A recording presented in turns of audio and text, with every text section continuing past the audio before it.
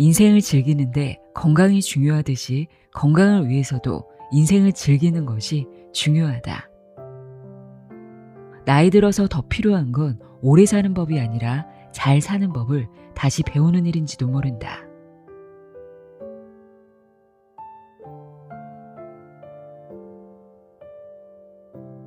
안녕하세요. 나의 소리책갈피 소리내어 있다입니다. 인생의 후반부를 맞이하는 분들이라면 한 번쯤 스스로에게 이런 질문을 던져본 적 있지 않으신가요? 이제 나는 어떤 어른이 되어야 할까? 앞으로 주어진 시간을 나는 어떻게 쓰고 싶은가?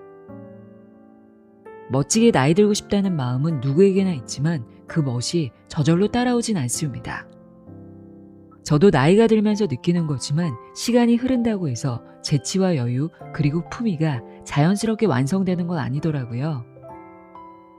오늘 함께할 책 50 이후 인생을 결정하는 10가지 힘은 바로 이 질문에 아주 현실적이면서도 다정한 답을 건네는 책입니다. 이 책의 저자는 20세기 가장 영향력 있는 심리학자로 꼽히는 B.F. 스키너입니다. 행동심리학의 거장이자 말년까지 하버드대 명예교수로 활동했던 그는 사람은 나이 들어서도 충분히 배우고 즐기며 성장할 수 있는가? 라는 질문을 평생 붙잡고 연구해온 학자이기도 합니다. 스키너는 하버드 연구원 마가리 폰과 함께 50 이후의 인생을 더 행복하고 충만하게 살아가기 위해 반드시 점검해야 할 10가지 힘을 정리합니다. 몸과 마음, 일상과 환경, 기억과 생각, 관계와 감정, 그리고 태도와 역할까지 나이가 들수록 자연스럽게 변하는 이 모든 영역을 미리 이해하고 준비할 때 인생의 후반부는 훨씬 단단해진다고 말합니다. 이 책이 특별한 이유는 노후를 막연한 불안이나 준비의 대상으로만 보지 않기 때문입니다. 50 이후는 남을 위해 살아온 시간을 지나 비로소 내 삶의 시간을 되찾는 시기이며 잘 쓰기만 한다면 잘 연근 오렌지즙에 마지막 한 방울까지 짜내듯 인생을 달게 즐길 수 있는 시간이라고 이야기합니다. 건강과 돈에 대한 정보는 넘쳐나는 시대지만 정작 우리는 앞으로의 시간을 어떻게 즐길 것인가에 대해서는 좀처럼 이야기하지 않습니다. 이 책은 인생 후반기를 맞이한 이들에게 조금 더 나답게, 조금 더 품위 있게 나이 들 수 있도록 현실적인 조언을 건넵니다. 그럼 지금부터 50 이후 인생을 결정하는 10가지 힘 내용의 일부를 읽어드립니다. 귀 기울여 들어보세요. 세상의 모든 지혜를 읽어드리는 소리내어 있다. 구독과 좋아요, 공유는 큰 힘이 됩니다. 마음, 50 이후를 생각한다. 나이 들다와 늙다의 차이. 물론 인생 후반에 대해 생각하지 않을 수 없는 시기는 당신이 노인이 되었을 때다. 노년은 때때로 예기치 못한 사건처럼 찾아온다. 노년은 슬금슬금 찾아와 무방비 상태인 사람들을 놀래킨다고 하지만 사실 사람들이 일부러 노년이 찾아오는 것을 외면하기 때문일 경우도 많다. 노년이라는 것은 어린 시절의 경험을 통해 익히지 못한다. 노년은 오로지 일생에서 단 한 번만 겪는 일이 아닌가? 노년에 관한 당신의 지식은 실생활에서 또는 연극이나 영화, 텔레비전을 통해서 노인들을 관찰하거나 아니면 노인에 관한 기사를 읽고서 알게 된 것이 고작일 터다. 이렇게 간접적인 경험만 가지고 자신의 노년을 위한 준비를 끝냈다고는 절대로 말할 수 없을 것이다. 스스로를 늙었다고 인정하기란 매우 힘들다. 나이가 어느 정도 이르렀을 때 당신은 자신이 예전에 비해 나이가 들었다고 표현하기 시작했을지도 모른다. 나이가 들었다는 건 그저 정도의 차이를 이야기할 뿐이니까. 그러다가 어느 순간 자기가 늙었다라고 얘기하는 때가 온다. 사람들은 대부분 다른 사람으로부터 처음으로 할머니 또는 할아버지라고 불린 순간을 기억한다. 아마 그때가 그 말로 인해 얼마나 큰 상처를 받았든지 간에 어쩔 수 없이 스스로를 늙은이라고 인정하는 시기일 것이다.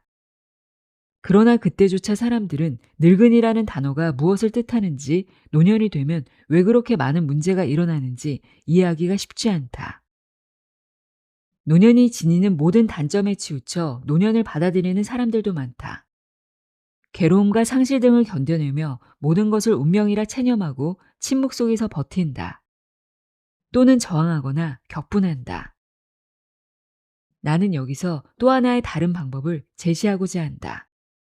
바로 노년을 풀어야 할 하나의 숙제로 삼아 과감하게 정면으로 부딪혀보는 것이다. 노년을 즐기는 기회를 늘리기 위하여 모든 수단과 방법을 시도하라. 감히 말하건대 그 방법 중에는 어쩌면 당신이 이미 즐기는 것들도 있을지 모른다. 누렇게 물들어 바싹 말라버린 낙엽을 불평하는 대신 가을의 무성한 단풍을 즐길 수 있다. 쓰디쓴 인고의 열매를 참고 먹는 법을 배우는 대신 오렌지즙을 마지막 한 방울까지 짜내 달게 먹을 수 있다. 하고 싶은 일과 하기 싫은 일. 행동을 하면 반드시 결과가 따라온다. 때로는 어떤 일을 안 하면 불쾌한 결과가 따르리라는 것을 알기 때문에 해야만 하는 일도 있다. 우리가 세금을 내는 것은 그러지 않으면 벌금을 물거나 감옥에 가야 한다는 것을 알기 때문이다.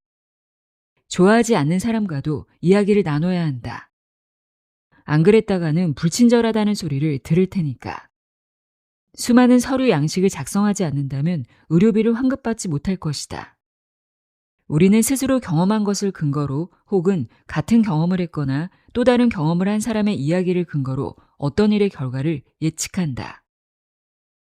노년을 즐기는 법을 논의하려면 우리가 하고 싶은 일과 하기 싫은 일에 대해 이야기할 필요가 있다.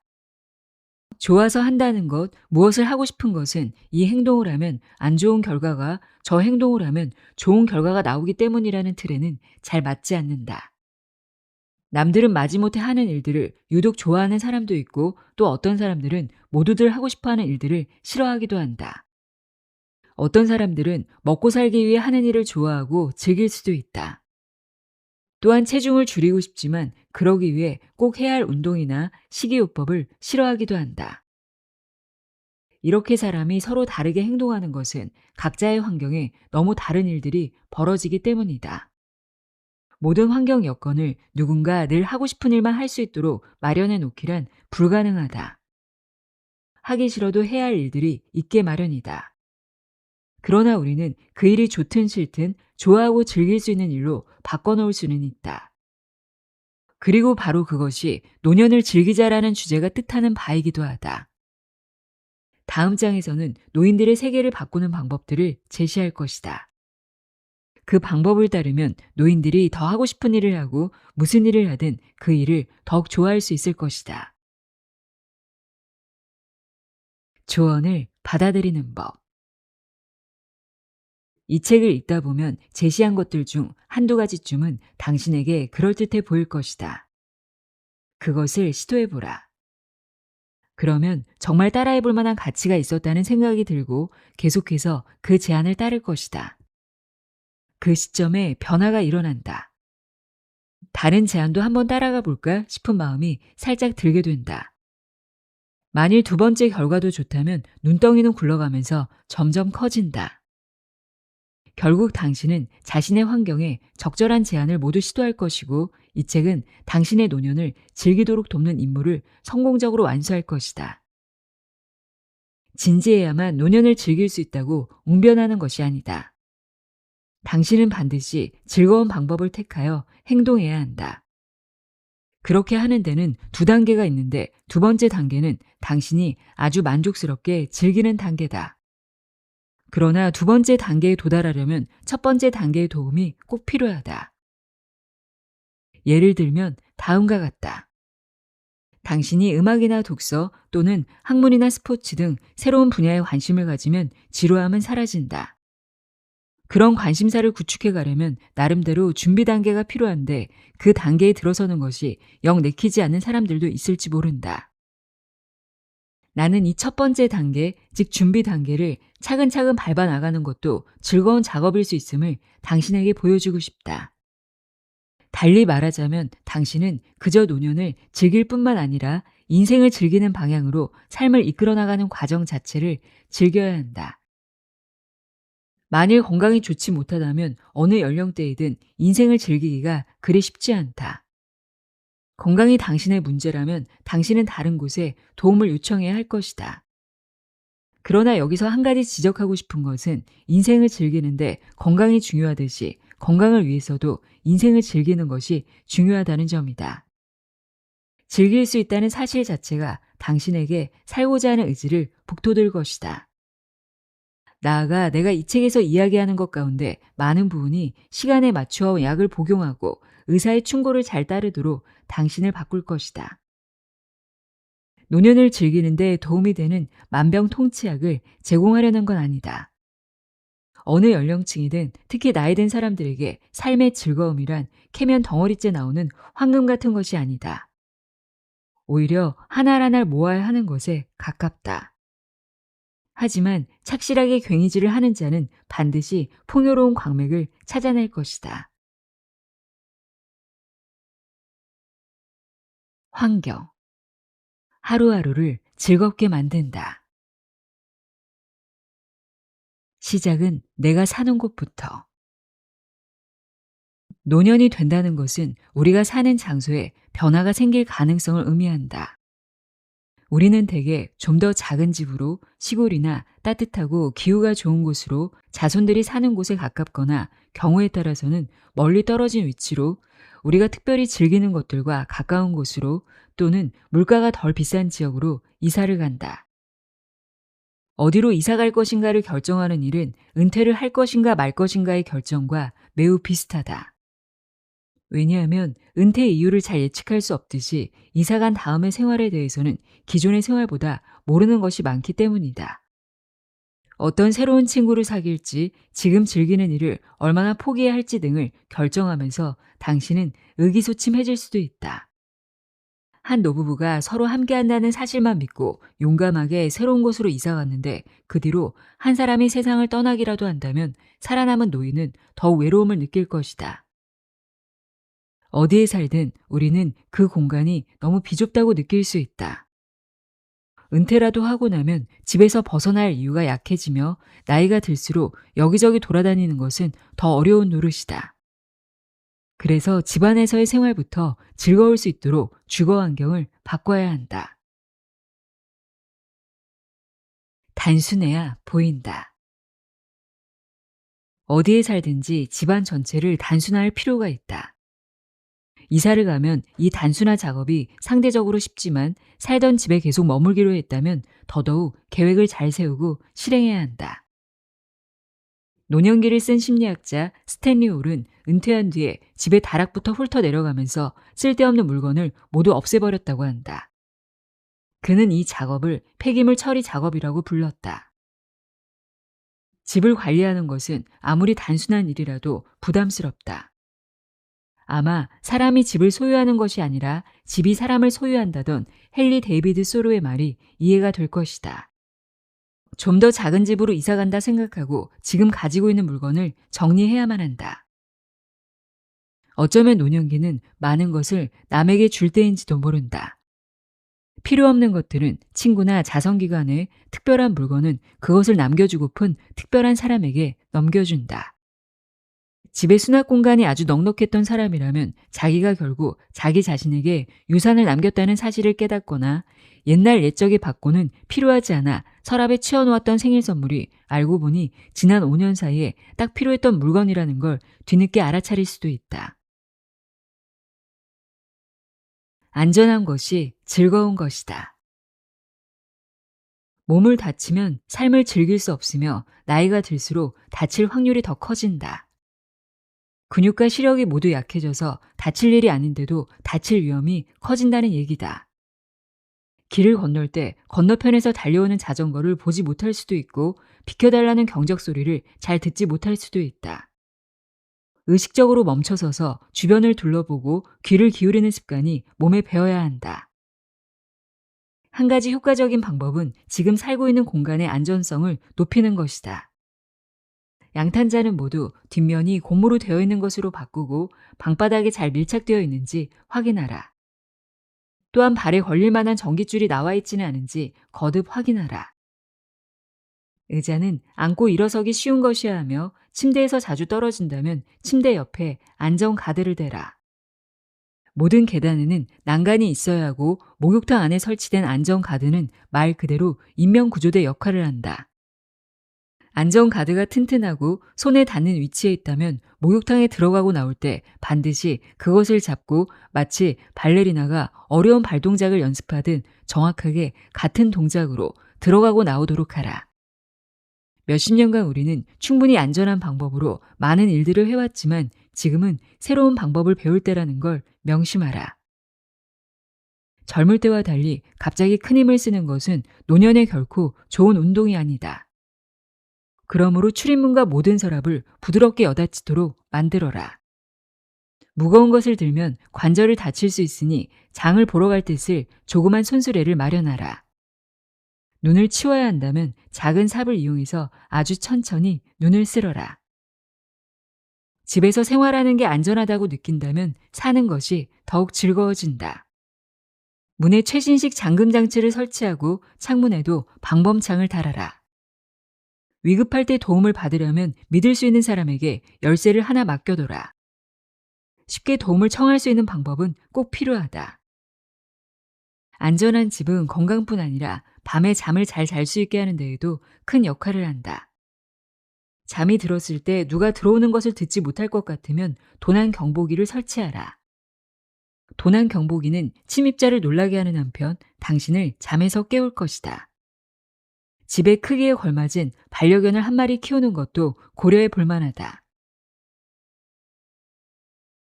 그냥과 일부러는 하늘과 땅 차이. 은퇴는 당신의 하루하루 일상을 많이 바꾸어 놓는다. 당신이 지금 혼자 살고 있다면 일어나고 싶을 때 일어나고 잠옷을 입고 온종일 뒹굴며 아무 때나 배고프면 식사할 것이다. 그냥 하고플 때 하는 일상이다. 평일도 주말과 다를 바 없어진다. 다만 당신이 다른 사람과 함께 살고 있다면 요구사항도 많고 잔소리는 듣겠지만 게으름이 끼어들 자리는 그만큼 줄어든다. 일부러 규칙을 지키는 하루 일과가 지니는 장점은 많다. 우선 건강에 좋다. 외국 여행을 자주 다니는 사람은 불규칙한 일과 때문에 크고 작은 건강 문제를 겪는다. 하루 일과를 잘 짜놓으면 언제 무엇을 해야 할지 매번 생각할 필요가 없고 하고 싶은 일을 오래 미룰 필요도 없다. 우리 주변에는 잠자리를 정돈하기 전에 절대로 침실을 떠나지 않는 친구들이 있는가 하면 자전거를 타고 어디까지 달려갔다 오기 전에는 절대 아침 식사를 하지 않는 친구들도 있다. 나름의 방법들은 상쾌한 하루를 만드는데 도움을 준다. 즐기는 텔레비전 프로그램 시간을 놓치지 않는 것처럼 일과 운동, 여가를 즐기는 것도 정해진 시간에 하면 좋다. 미국의 추리소설가 렉스 스타우스의 소설 속 주인공 네로 울프를 모델로 삼아보는 건 어떨까? 사건의 압박감이 얼마나 크든 그는 정해진 시간을 꼭 자신의 과수원에서 보냈는데 그 시간이 생각을 명료하게 정리하고 추리하는 데 도움이 되었으면 물론이다. 명상, 독서, 편지 쓰기, 집안일, 운동하기, 식사하기, 의사의 충고 따르기 모두 시간을 정해두면 지켜질 가능성이 더 높아진다. 의사는 무엇을 먹어야 하고 얼마만큼의 운동을 해야 하는지 가장 잘 조언해 줄 수 있는 사람이다. 안타깝게도 어떻게 해야 하는지를 안다고 해서 그것을 따르게 되진 않는다. 그러니 날마다 침대에 들어가기 전이라든지 시간을 정해 기록을 남기자. 달력에 계획대로 운동을 했는지 표시하여 하루하루의 결과를 점검해 본다. 좀처럼 밖에 나가는 걸 귀찮아하는 사람이라면 식료품을 딱 하루치만 사온다. 그럼 밖에 나가고 싶지 않더라도 하루에 한 번은 꼭 나가야 한다. 나가는 길에 좋은 일이 생기면 돌아오면서 외출하길 잘했다고 덤으로 기뻐할 수도 있다. 계획이 선사하는 계획밖의 즐거움인 셈이다.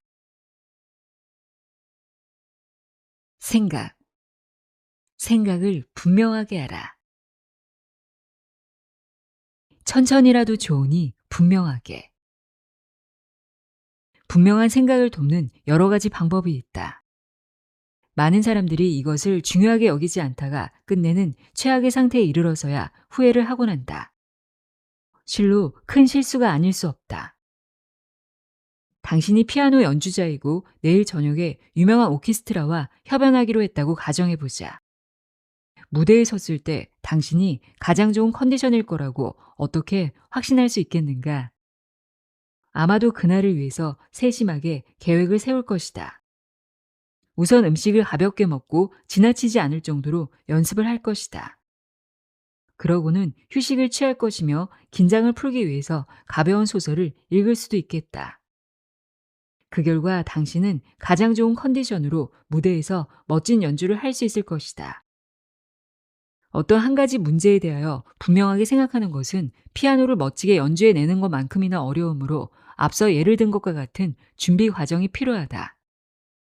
이 일은 어느 나이의 사람에게나 가치가 있지만 특별히 나이 들고 그동안 배운 것을 어떻게 말하고 표현해야 하는지가 점점 희미해지는 상태의 사람들에게는 정말로 필요하다.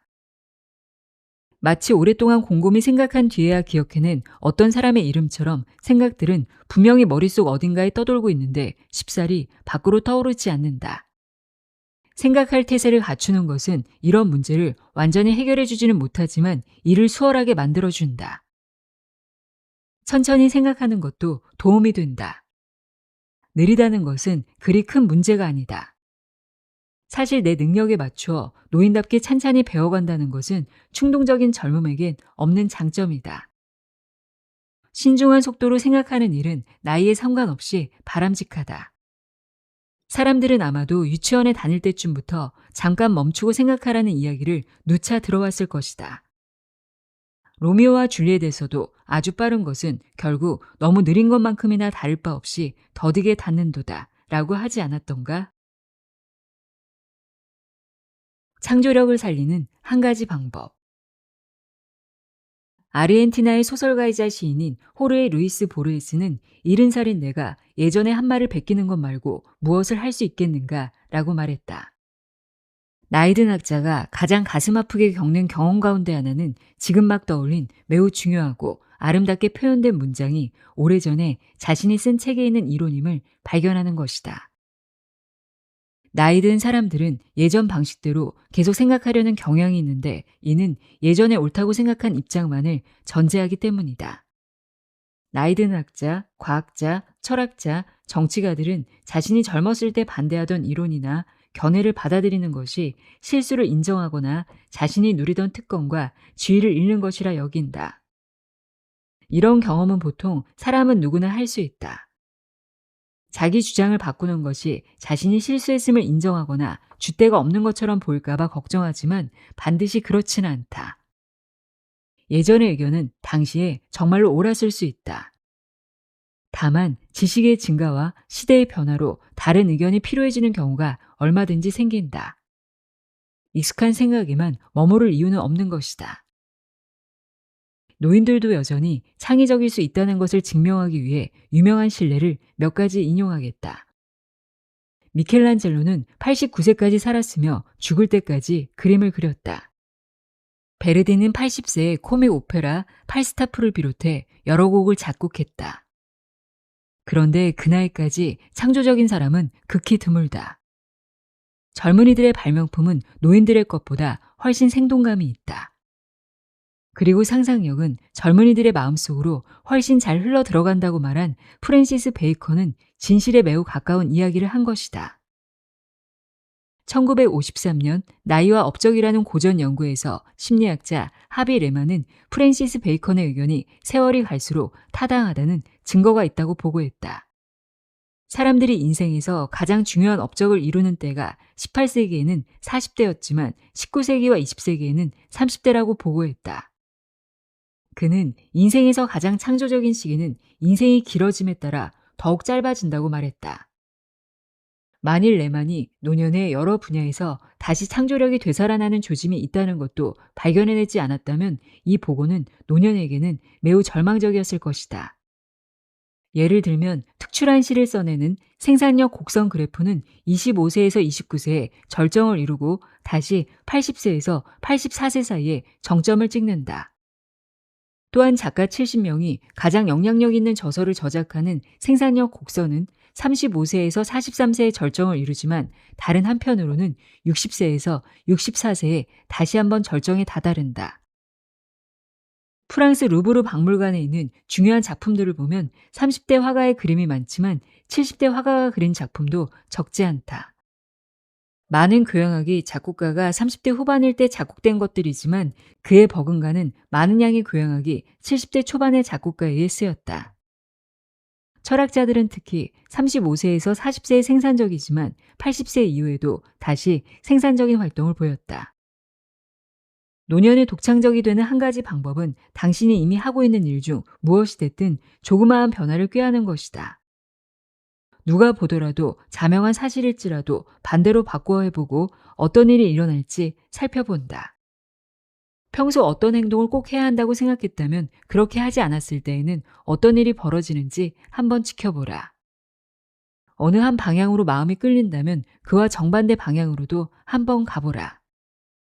예전에 한 번도 해보지 않았던 일들을 해본 뒤 어떤 결과가 생기는지 알아보라. 결과가 흥미롭게 다가올수록 계속 시도해볼 만한 가치를 느낄 것이다. 미국 광고 업계에는 아이디어를 일단 던지고 세상의 반응을 살펴라는 말이 있지만 이 상투 어구를 변형시켜 이렇게 이야기하고 싶다. 아이디어를 일단 던지고 자신의 변화를 즐겨라. 과거. 기억을 소중하게 여겨라. 할 말을 잊어버리는 경우. 당신은 단어나 이름뿐 아니라 더 많은 것을 잊어버릴 수 있다. 멋진 인용구는 때때로 유용하지만 순서대로 기억이 잘 날 때에나 그런 법이다. 다른 사람들과 함께 애국가를 부르다가 어떤 구절이 기억나지 않으면 입술을 어물어물 움직여 따라 부르는 척 할 수 있겠지만 야외 경기장 같은 곳에서 독창을 요청받았을 때라면 문제가 달라진다. 어느 누구도 자기 나라 국가를 악보를 보고 부르지는 않을 것이다. 그저 연습을 많이 하는 수밖에 없다. 무슨 이야기를 막 시작하려는데 무슨 말을 하려고 했는지 기억이 나지 않은 상황에 놓일 수도 있다. 대화 중에 상대방의 말이 끝날 때까지 기다렸다가 얘기를 꺼내려는데 무슨 말을 하려고 했는지 도무지 기억나지 않는다. 특히 얘기를 꺼내려고 했던 자신을 모든 사람이 동시에 쳐다보고 있을 때는 더욱 당황스럽다. 한 가지 해결책은 생각난 말을 혼자 속으로 여러 번 되풀이하는 것이다. 또 다른 방법은 노인의 특권임을 내세워 생각난 것을 다른 사람이 말하는 와중에 끼어들어 그냥 얘기해버리는 것이며 나머지 한 가지는 메모하는 것이다. 이야기 도중 본론을 벗어날 때에도 비슷한 문제가 생긴다. 어찌어찌하여 이야기를 끝냈는데 왜 내가 그 이야기를 시작했는지 잘 기억나지 않는다. 이에 대한 해결책은 그저 간단하게 본론을 벗어난 이야기는 하지 않는 것이다. 즉, 당신이 가려던 방향에 스스로 장애물을 두지만 않으면 된다. 긴 문장은 대개 장애물이 된다. 이야기를 길게 하다 보면 앞뒤가 전혀 맞지 않곤 한다. 마치 일어나서 다른 방으로 나가다가 왜 그 방으로 가는지를 잊어버린 것처럼. 이런 종류의 일은 어느 연령대든 특히 익숙하지 않은 외국어를 사용할 때 자주 발생한다. 그러므로 이럴 때는 복잡한 복합 문장보다 간단한 문장을 사용하는 것이 훨씬 효과적이다. 더구나 나이가 들면 모국어로 이야기를 하더라도 짧게 하는 것이 좋다. 어디에 물건을 두었는지 잊는 경우. 내 안경 어디 갔지? 차키를 어디에 뒀더라? 이런 것들을 놓아둘 만한 장소는 한두 군데가 아니다. 더구나 예전처럼 눈이 좋지 않기 때문에 찾기가 더욱 힘들다. 안경을 찾기 위해서라도 안경이 필요하며 안경을 썼는데도 열쇠를 찾기 힘들 수 있다. 손가락 역시 무뎌져서 어두운 곳을 더듬어 물건을 만졌을 때 예전처럼 그것이 무엇인지 재빠르게 알아내지도 못한다.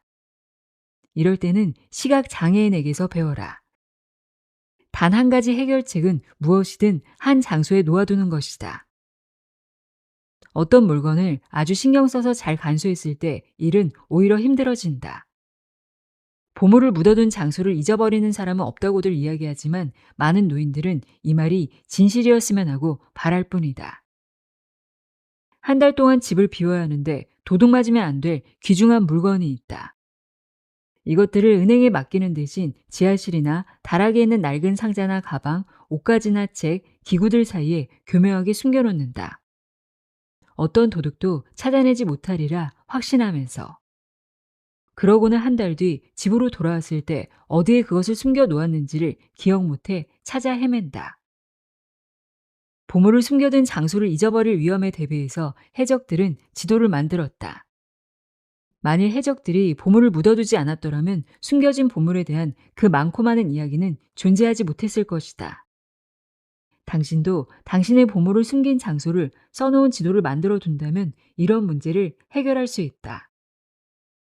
보물을 숨겨두었다는 사실 자체를 잊어버리면 더 심각하다.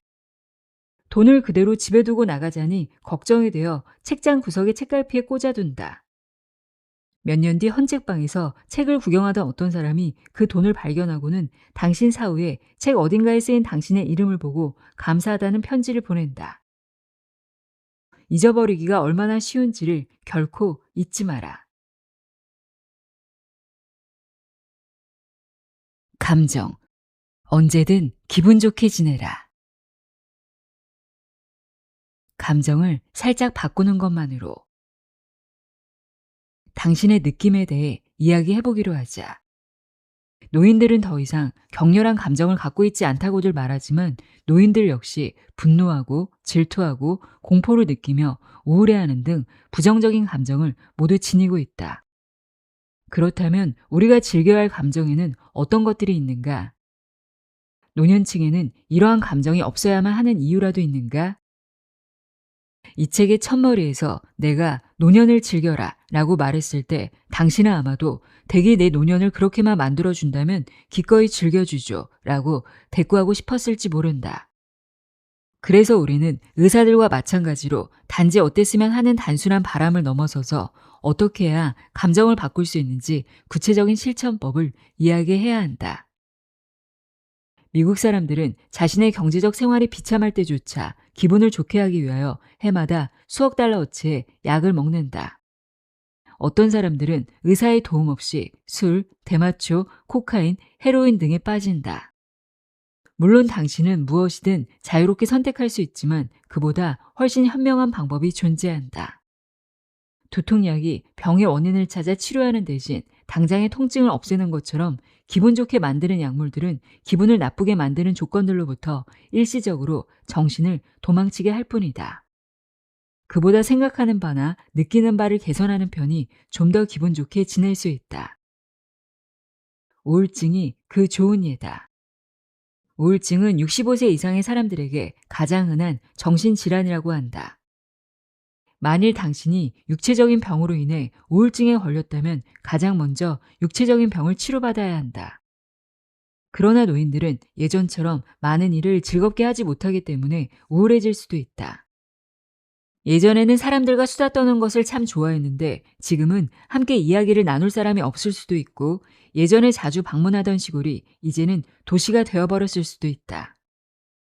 그래도 적극적으로 이야기 상대를 찾거나 어디로든 교회로 나가는 방법을 모색하는 쪽이 아무런 대책 없이 도시 안에서 외롭게 있는 것보다 훨씬 건전하다.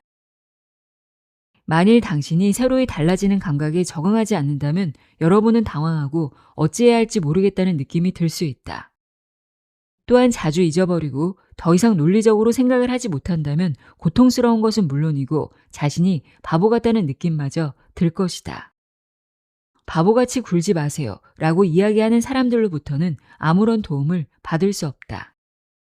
해결책은 당신이 좀 더 현명한 방법으로 행동할 수 있는 환경을 찾거나 창조해내는 데 있다. 할 일이 아무것도 없다면 당신은 멍하고 우울해질 것이다. 그렇다고 활발하고 기분을 좋게 가져야겠다고 단단히 결심만 한다고 해서 일이 순조롭게 풀리지는 않는다. 당신 스스로 무엇인가 재미있게 할 수 있는 일을 찾아 나서야 한다. 만일 친구를 쉽게 사귀지 못하겠다면 당신은 외롭고 아무도 자기를 필요로 하지 않는다는 느낌이 들 것이다. 이때도 사람들과 좀 더 친해져야겠다고 결심만 한다고 해서 문제가 해결되는 게 아니다. 가장 분명한 해결책은 사람들이 좋아할 수 있는 사람이 되거나 있는 그대로의 당신을 좋아할 수 있는 친구를 찾아내는 것이다. 이 모든 경우 감정의 변화를 줌으로써 당신의 기분은 달라진다. 생각이나 감정을 낳는 상황들을 살짝 바꾸는 것만으로도 그렇게 할 수 있다. 예전보다 자주 화가 난다면 분노의 일부는 실패로부터 온다. 당신은 바늘에 실이 꿰어지지 않거나 아무리 꼭 잠그려 해도 계속 물방울이 떨어져 내리는 수도꼭지에 화를 내는 자신을 발견한다. 이런 분노는 무의미하다. 그런다고 바늘에 실이 꿰어지지도 물이 떨어지는 것을 막을 수도 없기 때문이다. 이럴 때는 실을 꿰어줄 사람을 찾는다든지 구멍이 더 큰 바늘을 마련하는 것 또는 물이 새는 수도꼭지를 교체하는 편이 낫다. 이는 누가 봐도 명백하게 이해할 수 있는 제안들이다. 당신의 분노와 씨름하지 마라. 분노의 원인을 제거함으로써 자신의 감정을 통제하라. 당신이 어떤 일로 집주인에게 화가 나 있다면 그를 좋아하려고 애쓰지 마라. 대신 집주인과 당신 사이의 문제를 깨끗이 정리하거나 그 집에서 이사를 하는 편이 낫다. 신경진정제가 일시적으로는 도움이 될지 모르나 문제를 근본적으로 해결하는 데는 전혀 도움이 되지 않는다. 만일 예전보다 훨씬 자주 화를 낸다면 아마도 당신에게 닥친 문제들이 더욱 풀기 어렵기 때문일 것이다. 하지만 문제의 근본 이유는 걸핏하면 성을 내는 나이 든 사람 특유의 성향이 아니라 바깥 세계에서 존재한다. 거기서 문제의 이유를 찾아내면 문제를 쉽게 풀 수 있다. 예전에는 감히 하지 못했던 방식으로 젊은이들이 즐기는 것을 보면 노인들은 가끔 질투가 나기도 하고 그 젊은이들에게 화가 나기도 한다. 이와 같은 젊은이들의 새로운 특권을 노인들이 즐기기에는 조금 늦었다. 노인들은 나이가 많음으로써 갖는 특권을 발견하고 그것을 즐기는 방법을 찾아야 한다. 그럴 때 젊은이들이 노인의 특권을 부러워하게 될 것이다. 나도 모르게 의심이 들더라도 귀가 잘 들리지 않을 때에는 다른 사람들이 내 이야기를 하고 있다고 상상하기 쉽다. 또한 눈이 나빠 잘 보이지 않으면 내가 실수한 것을 보고 사람들이 웃는다고 생각하기 쉽다. 하루하루 사는 것이 수수께끼여서 식당 종업원이 가져온 계산서를 보면 너무 많은 음식이 적혀 있는 듯하지만 그렇다고 지나치게 꼼꼼히 따지자니 사람들이 나만 주목하는 것 같다. 만일 실수로 돈을 많이 내면 점원들이 당신의 약점을 이용해서 당신의 돈을 가져갈 것이란 생각이 들기도 한다. 지금 내가 지불한 돈이 5,000원짜리요? 5만원짜리요? 아직까지 의심을 덜어주는 약을 만들어낸 사람은 아무도 없다. 하지만 그런 약이 나온다 해도 당신은 그 약마저 의심할 것이다. 그런 약을 먹는 게 알려졌다가는 모든 사람들이 당신을 이용하려 들 테니까. 세상살이에 있어서 어느 정도 의심을 품고 시시비비를 따져보는 것은 분명한 해결책이다. 당신의 생활 속도를 주장하는 일도 필요하다. 말을 너무 빨리 해대는 사람을 의심해보는 일은 꽤 정당하다. 당신의 기억력을 너무 믿지 마라. 사람들이 당신의 약점을 이용할 수 있는 경우의 수를 줄인다면 의심 때문에 갖게 되는 마음고생도 줄일 수 있다. 그리고 당신이 인생을 즐기면 즐길수록 다른 사람들이 당신의 등 뒤에서 할 이야기거리가 줄어들 것이다. 이 나무가 싫다면 다른 숲으로 가면 된다. 신체의 기능을 잃는다는 것은 굴욕적이다. 그러나 그런 때일수록 할 수 있는 한 모든 주의를 기울여야 한다. 또 다른 당혹감은 젊어서 배운 것들 일부가 더 이상은 세상에 통하지 않는다는 현실로부터 온다. 당신은 젊을 때부터 꾸물거리면 안 된다는 말을 들어왔다. 그러나 지금은 다른 사람들이 천천히 움직이는 당신을 위해 기다려야 한다. 예의에서 벗어나거나 속물적인 행동을 하지 말라는 소리도 젊어서부터 들어왔다. 그러나 지금은 누군가가 당신에게 말 거는 소리를 듣지 못할 때도 있고 악수를 청하는 손을 알아채지 못해 무시해 버리는 것을 뒤늦게 알아차릴 수도 있다. 자신에게 주어진 일은 다 해야 한다고 배웠지만 지금은 남들만큼 잘 해내지 못한다.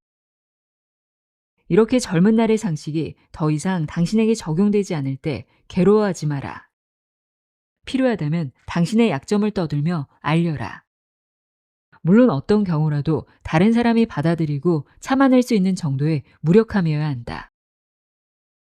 대답하기 쉽지 않은 질문도 몇 가지 있다. 버스 안에서 자리를 양보하고 짐을 들어주며 길을 건널 때 팔을 잡아주는 다른 사람의 호의를 얼마만큼 친절하고 품위 있게 받아들여야 할까? 10살 정도의 아이들에게 할 법한 너무 자세한 설명을 베푸는 사람들의 자상한 태도를 어떻게 받아들여야 할까? 유치원 선생님들이 어린애를 대하듯 그래도 참 잘했어요 라고 좋은 뜻으로 격려해주는 사람들을 대할 때는 물론 정말 이제는 많이 자랐구나 라고 말하는 대신 그들은 당신은 그렇게 늙은 건 아니에요 라고 이야기하겠지만 말이다. 이때 당신이 할 수 있는 일은 그리 많지 않다. 이런 굴욕감을 느낄 때 당신이 표현할 수 있는 건 아마도 몇 가지 진실한 겸손일 뿐일 것이다.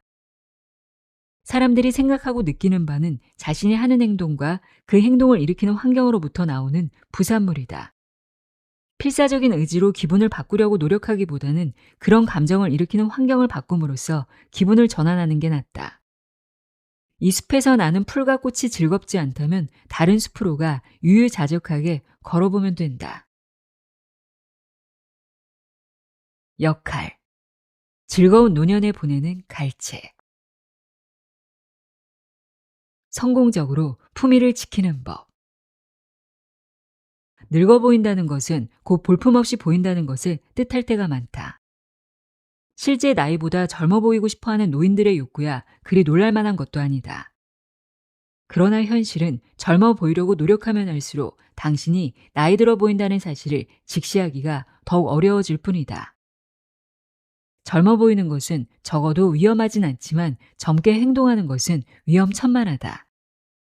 10년이나 젊은 사람처럼 가볍게 버스에 올라타려는 행동은 품위를 잃는 것 이상을 초래할 수 있다. 누군가 말하기를 젊은이들이 느끼는 그 어떤 즐거움이 노인에게는 죽음의 고통 위에서만 즐길 수 있는 것이라고 했다. 당신이 정말 나이가 든 것이 분명하다면 이제 늙은 모습이 매력있게 보이도록 노력하라. 가발을 써야 한다면 자기 나이에 맞는 머리색을 고르는 것이 좋다. 회색이나 백색의 머리는 어떠한 색의 옷이나 넥타이에도 잘 어울리며 기품이 있다. 이외에도 이상이 생기는데 치아 교정은 단지 사춘기 소년 소녀들만을 위한 것이 아니다. 균형이 잘 잡힌 몸매였더라도 점점 더 자세가 나빠지는데 이를 방지할 수 있는 일들은 많다. 구부정한 자세는 관절염에 걸렸기 때문일 수도 있지만 가끔 근육이 약해 생기기도 한다. 어깨는 어느 정도까지는 똑바로 펼 수 있을 텐데 어깨를 펴는 동작을 자주 하면 마침내 저절로 펴질 수도 있다. 나이를 먹으면 먹을수록 젊어 보인다는 말을 들으면 기분이 좋아진다. 그러나 언제나 그런 것은 아니다. 14살이었을 때는 16살처럼 보인다는 말에 16살일 때는 18살처럼 보인다는 말에 신이 났을 것이다. 그러나 20대 전반 어느 때부터인가 반대가 된다. 25살이었을 때 30살 같이 보인다고 하면 또는 60살을 70살로 본다면 별로 기분이 좋지 않을 것이다.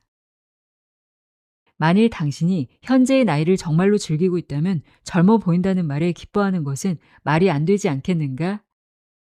그 연세처럼 보이지 않아요 라는 칭찬에 적절한 대답은 내 나이의 사람들은 이렇게 보인답니다. 이다. 젊어 보이려고 아무리 노력해도 그렇게 되는 사람은 그리 많지 않다. 자기 나이처럼 보이고 행동하고 말을 해야 하는 이유는 충분하다. 그렇게 할 때 당신은 품위를 지킬 수 있기 때문이다.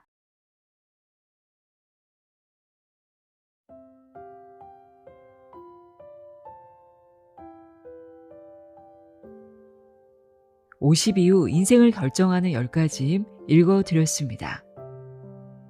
잘 나이 든다는 건 무엇을 더 가지는 게 아니라 나에게 맞는 삶을 고르는 일일지도 모릅니다. 오늘 전해드린 이야기가 여러분이 더 멋지게 나이 드는데 도움이 되었길 바랍니다. 오늘도 함께해 주셔서 고맙습니다.